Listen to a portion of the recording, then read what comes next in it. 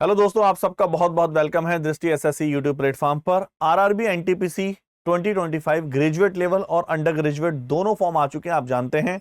और बहुत सारे बच्चे कमेंट कर रहे थे कि सर ये एक वीडियो बना दीजिए जिसमें आप पूरा स्टेप बाय स्टेप फॉर्म को कैसे फिल करना है उसको हम समझ सकें। तो ये वीडियो उसी के लिए डेडिकेटेड है। इसमें कंप्लीट हम एक स्टेप बाय स्टेप फॉर्म में क्या क्या प्रॉब्लम आती है, किन किन चीजों का ध्यान रखना है, क्या इंफॉर्मेशन फिल करनी है, सब कुछ हम देखने वाले हैं। आइए स्टार्ट करें। सबसे पहले हम बात कर लेते हैं मोस्ट इंपोर्टेंट डेट्स की। मोस्ट इंपोर्टेंट डेट्स में हम देख लेते हैं कि आपका फॉर्म फिलिंग है। अभी जिन्होंने फॉर्म फिल नहीं किया है तुरंत कर देना, क्योंकि उसके बाद उसमें टाइम फिर बाद में बहुत ज्यादा साइट की नेटवर्क की इश्यू आने लगते हैं। नंबर वन, सबसे पहले आप जानते हैं ओपनिंग डेट आपका 21 अक्टूबर से फॉर्म फिल चल रहे हैं, 21 अक्टूबर से, और 20 नवंबर रात 12 बजे तक फॉर्म फिल होने वाले हैं। तो अभी आपके पास अच्छा खासा टाइम है, 14-15 दिन है, लेकिन अभी आप 3 से 4 या 5 दिन में ही फॉर्म को फिल कर दीजिए। जितना ज्यादा जल्दी फॉर्म फिल करेंगे उतना बेनिफिट होगा। अगर हम बात करें लास्ट डेट एप्लीकेशन फीस की क्या है, तो फीस सबमिट की लास्ट डेट है 20 नवंबर 2025, 22 नवंबर। Date of modification, modification window open होनी है। अगर आपने बाई चांस कुछ मिस्टेक कर दी है तो मॉडिफिकेशन भी विंडो ओपन होने वाली है, और वो विंडो 23 नवंबर 2025 से लेकर 2 दिसंबर 2025, काफी दिन तक है, वो ओपन रहने वाली। ठीक है, आई थिंक ये आप समझ पा रहे हैं ये चीजें। तो चलिए स्टार्ट करते हैं कि ग्रेजुएट लेवल। वैसे ग्रेजुएट या अंडर ग्रेजुएट दोनों ही फॉर्म लगभग सेम है, लेकिन हमने जो फॉर्म फिल किया है, जो आपके सामने लाए हैं, वो ग्रेजुएट लेवल का है। आइए नंबर वन, जैसे ही आप साइट पर जाते हैं, आप गूगल पर जाएंगे, सीधा NTPC graduate level form apply, सीधा आप जाएंगे NTPC graduate level form apply करना है। तो आपके सामने ऐसा आएगा।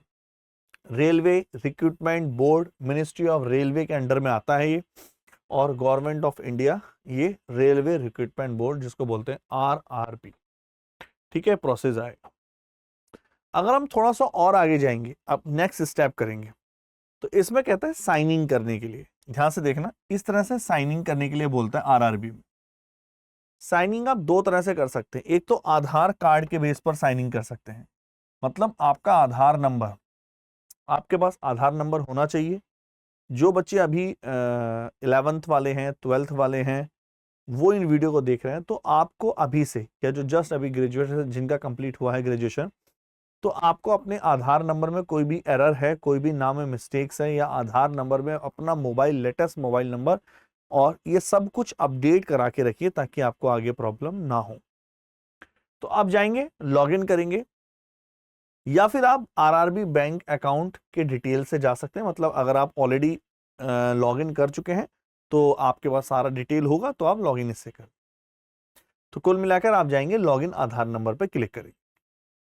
जैसे ही आप लॉगिन आधार नंबर क्लिक करते हैं, तो कुछ आपके पास ये पिक्चर दिखने वाली। यहां दिख रहा है साइनिंग टू आरआरबी अकाउंट, और ये रहा मोबाइल नंबर के लिए बोला जा रहा है जनरेट आधार ओटीपी। तो आधार का ओटीपी उसी नंबर से आने वाला है जो नंबर आपके मोबाइल में रजिस्टर्ड है, जो आधार से लिंक है, मतलब। ठीक है, यहां क्लिक करेंगे, I am not a robot पे क्लिक करेंगे, और कोई फिल वगैरह नहीं करना है। ओटीपी आएगा, यहां ओटीपी दर्ज करेंगे, 6 अंकों का होगा, 6 डिजिट का होगा। आई थिंक ये सबको क्लियर है, यस और नो? ठीक है, कोई डाउट किसी को? तो अब आप जाएंगे सीधा सीधा लॉगिन, आप लॉगिन पे क्लिक कर देंगे, यहां पर लॉगिन पे क्लिक करेंगे। ये है आपका साइनिंग। जिसको अभी भी साइनिंग में जाना है, मतलब जो ऑलरेडी आधार बना चुका है, जो आधार बना चुका होगा, जैसे जब आप आधार कार्ड प्रोसेस करेंगे तो आपको जो लॉगिन विद आरआरबी अकाउंट का डिटेल कैसे दिखाई देगी, मैं आपको इसका दिखा देता हूं एक बार। इसकी डिटेल आपको ऐसे दिखाई देगी, साइनिंग आधार बेस, ये जो है, जब आप पूरा प्रोसेस कर चुके होंगे तो ये।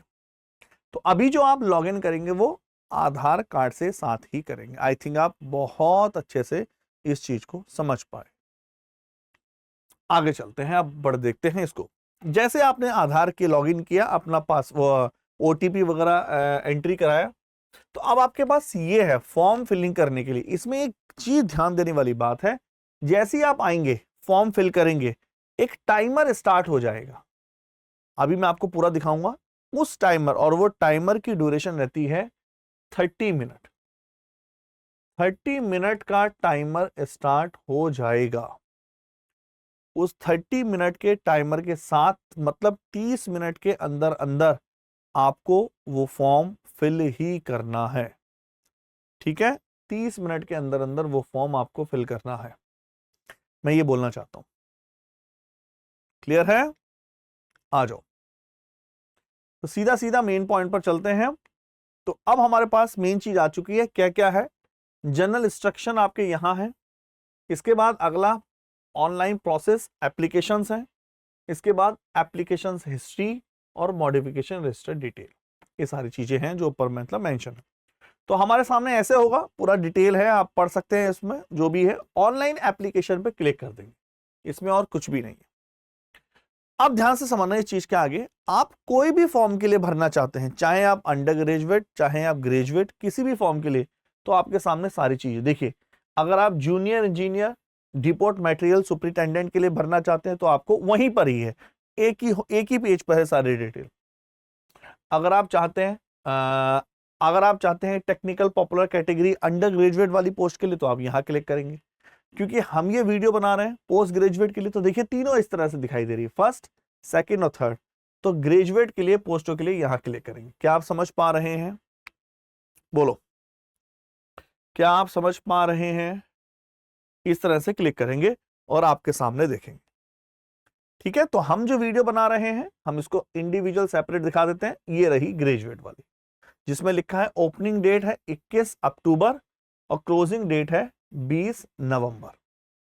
इतना करने के बाद आपको दोनों पे टिक करना है, यहां टिक करना है और यहां टिक करना है, दोनों पे टिक करना है ना। जैसे मान लेते हैं आप ये वाला फॉर्म फिल करेंगे अंडर ग्रेजुएट वाला, तो यहां सीधा सीधा मतलब आपने एक तरह से एग्री करा है कि मैं डिबार्ड नहीं हुआ हूं कभी भी आरआरबी से, और मैंने सारी इंफॉर्मेशन, सारा रजिस्ट्रेशन अच्छे से मतलब फिल कर लिया।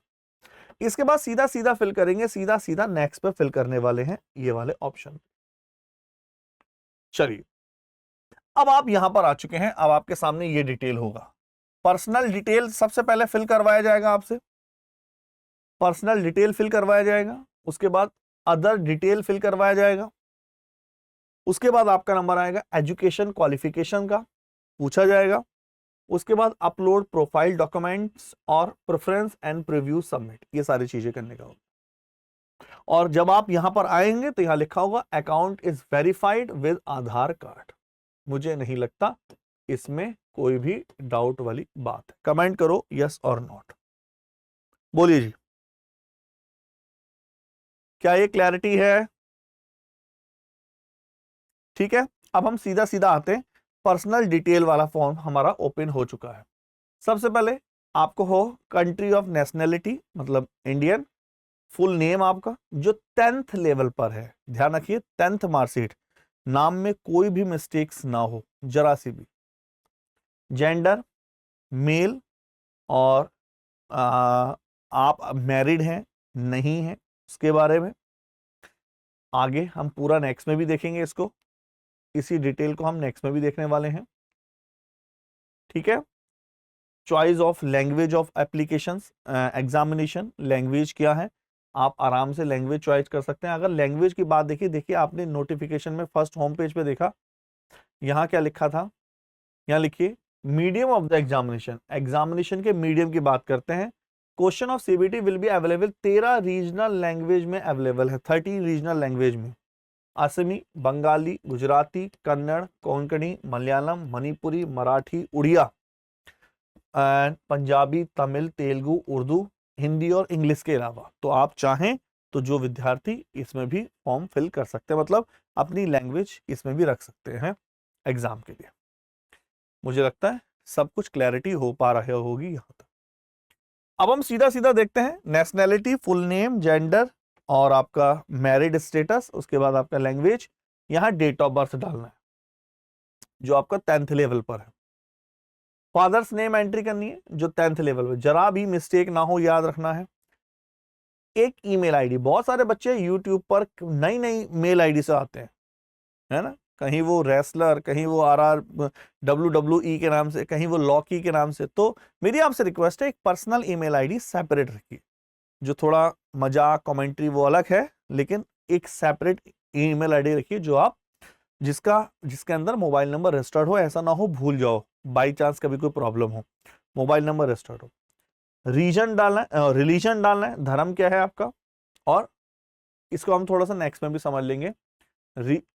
रिलीजन के बाद ये पूछता है विजुअल मार्क आइडेंटिफिकेशन, जनरल जैसे पूछता है तो आप ऐसे बता सकते हैं, जैसे यहां मेरे मोल है, तिल का निशान है, तो आप बोल सकते हैं visual mark of the identification लिख सकते हैं, मोल एट राइट हैंड, कुछ भी आप लिख सकते हैं कुल मिलाकर।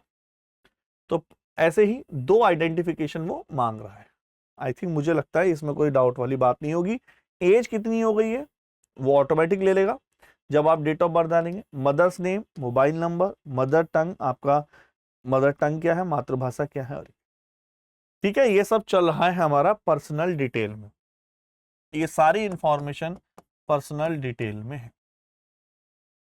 आगे चलेंगे पर्सनल डिटेल में, अभी पर्सनल डिटेल ही चल रहा है। जैसे ही आप पर्सनल डिटेल में जाएंगे, आगे आ रहा है कम्युनिटी, कम्युनिटी पूछता है मतलब, ठीक है ना, इसमें ऐसा कुछ नहीं है जो आप बिल्कुल नहीं कर सकते। अब एड्रेस की बात आती है, एड्रेस, स्टेट एड्रेस, डिस्ट्रिक्ट कौन सा है आपका, और आपका नियरेस्ट सिटी, अगर आप कहीं दूर हैं तो डिटेल लिख सकते हैं, पिन कोड, और यहां पर टिक कर देंगे यदि परमानेंट एड्रेस सेम है, तो ये कॉरेस्पॉन्डेंस एड्रेस है, पोस्टल एड्रेस है, ये परमानेंट एड्रेस है। तो अगर दोनों एड्रेस सेम है तो टिक कर दीजिए, नहीं तो क्या करना है आपको, यहां अलग से फिल कर सकते हैं। ऐसा है ना बहुत सारा, जैसे कोई बच्चा दिल्ली रह रहा है, पेपर तो उसको वो रह रहा है दिल्ली, वो चाहता है कि सारे कॉरेस्पॉन्डेंट अभी मेरे पास यहां हो लेकिन परमानेंट एड्रेस यहां है, तो ये परमानेंट है। आई थिंक क्लियर है, state address, permanent, nearest city, major town, pin code, district और सेव। इसको सेव और नेक्स्ट पे क्लिक करना है, आपको सेव और नेक्स्ट पे क्लिक करना है। मुझे नहीं लगता है इसमें कोई भी डाउट हो, ठीक है, ये सारा प्रोसेस वही है, कुछ भी इस पेज में अलग नहीं है, आपका पर्सनल डिटेल के अंदर में आता है। क्लियर, चलते हैं आगे। ये भी वही डिटेल है, हमने अलग अलग तरीके से आपको फॉर्म फिल करके दिखाया, इसमें भी ऐसा कुछ नहीं। इतना करने के बाद जब आप यहां कर पाएंगे पर्सनल डिटेल में, है ना, जब आप पूरा पर्सनल डिटेल में, तो आगे पूछेगा कैटेगरी की डिटेल। एक्समैन सर्विस तो नहीं है आप, अगर आप एक्समैन सर्विस हैं तो नोटिफिकेशन को थोड़ा डिटेल में पढ़ लीजिए, उसमें कुछ भी अगर बहुत डिटेल में पूछा है, एक्समैन की डेफिनेशन क्या है, या बहुत जो भी क्राइटेरिया, जब आप इस पर क्लिक करेंगे तो इसमें बहुत सारी चीज पूछी जाएंगी, ठीक है। जैसे ex man service, personal with benchmark disability, PWBD वाले स्टूडेंट, तो आप किस कैटेगरी में आते हैं, अगर आप पीडब्ल्यूडी में आते हैं तो कौन सा है आपका, आप इसमें अपना जिसमें आपको रिजर्वेशन है उसके सर्टिफिकेट वगैरह सारे आपके पास हों, उसमें चेक कर सकते हैं। इकोनॉमिकली बैकवर्ड क्लासेस, आगे इसके डॉक्यूमेंट भी अपलोड होने सबके। डिटेल ऑफ आपका सर्विंग रेलवे एप्लीकेंट, ठीक है ना, आई थिंक ये क्लियर हो गया। तो कुल मिलाकर इसमें क्या है, एक्समैन है या नहीं उसकी इंफॉर्मेशन डिटेल होनी है। अगर आप यस फिल करेंगे तो वो पूछेगा आप कब से कब तक आपने सर्विस करी। पीडब्ल्यूबीडी वाले कैंडिडेट आपने हैं या नहीं, इकोनॉमिकली बैकवर्ड क्लासेस में आपको बता दूं ईबीसी अलग चीज होता है और ईडब्ल्यूएस अलग होता है। इकोनॉमिकली वीकर सेक्शन अलग है, इकोनॉमिकली बैकवर्ड क्लासेस अलग है ना, ये सेपरेट है, ये अलग। इसके बारे में कुछ नहीं पूछा गया है, इसके बारे में पूछा गया। चले, ये क्लासेस हो गया पूरा डिटेल। अब इसमें ध्यान देने वाली बात क्या है, इसी के नीचे अभी वो पर्सनल डिटेल ही चल रहा है, इसी के नीचे आप देखेंगे बैंक डिटेल है, रिफंड फीस। आपको पता है बैंक एसएससी चाहे ग्रेजुएट हो चाहे अंडर ग्रेजुएट हो, फीस ज्यादा लेती है। फीस ज्यादा लेने के बाद जो बच्चे प्री देते हैं, देखिए उनने भी गेम कर रखा है, उसको पता है सारे बच्चे प्री नहीं देते हैं, जो बच्चे प्री देते हैं केवल उनकी फीस रिफंड कर देती है। तो आपको ये इंफॉर्मेशन बहुत ध्यान से रखनी है, आपकी फीस है, काम आएगी।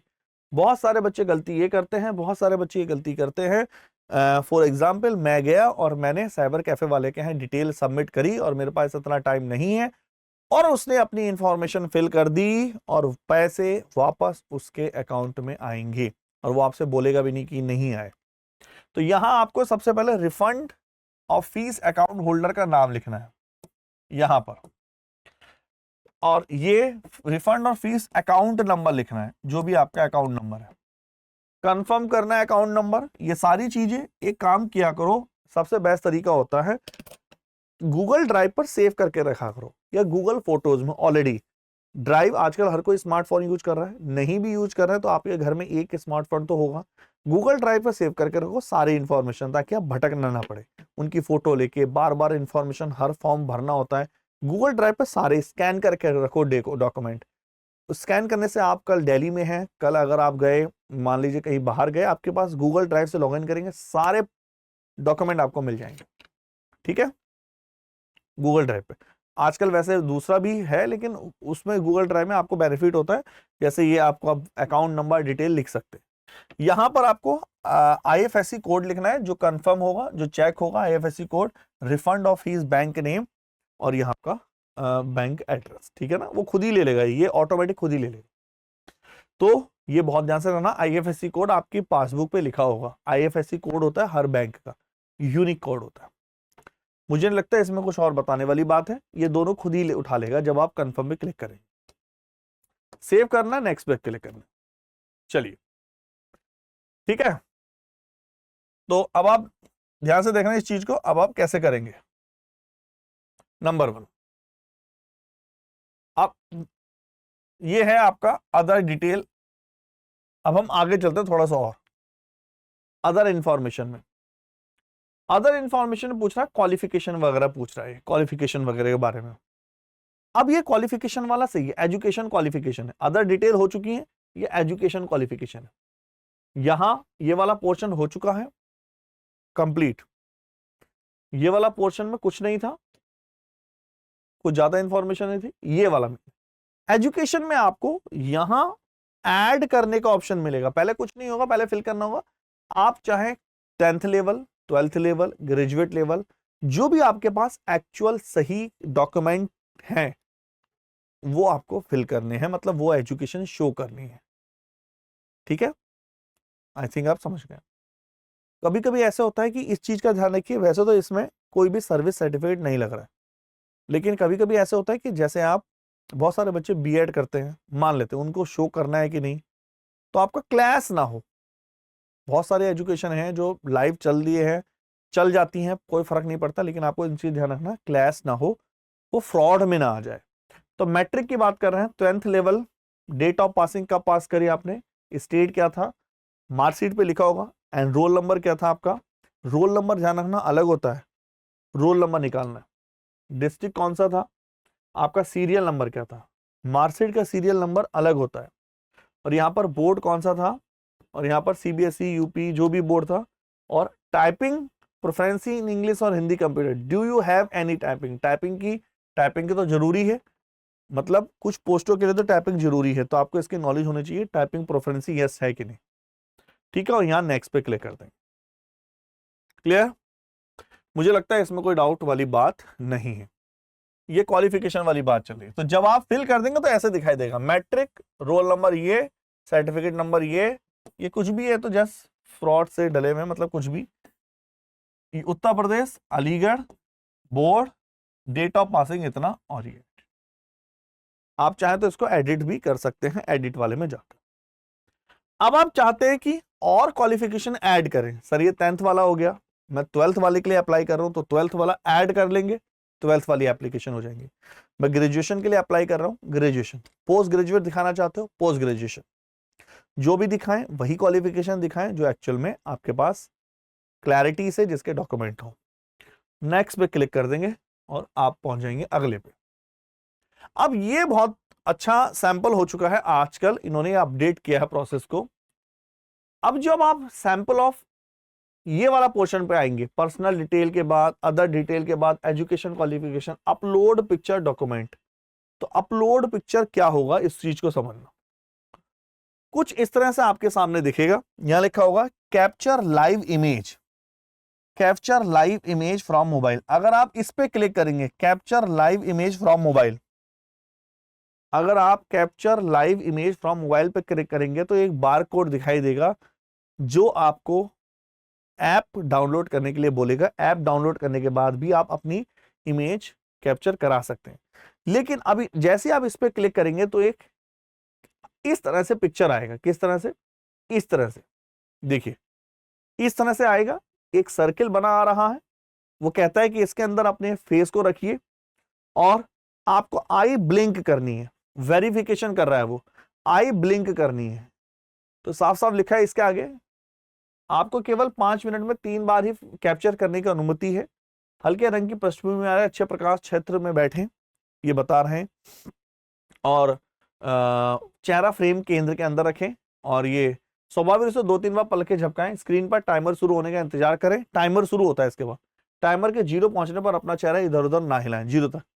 ठीक है, तो ये ऑटोमेटिक आपके सारी इंफॉर्मेशन लेता है। तो जैसे आप इस पर क्लिक करेंगे आपके सामने कुछ ऐसी चीजें आती हैं, आप लिखेंगे, ब्लिंक करेंगे आईज, आंखें झपकाएंगे और वो खुद ही आपको उठा देगा।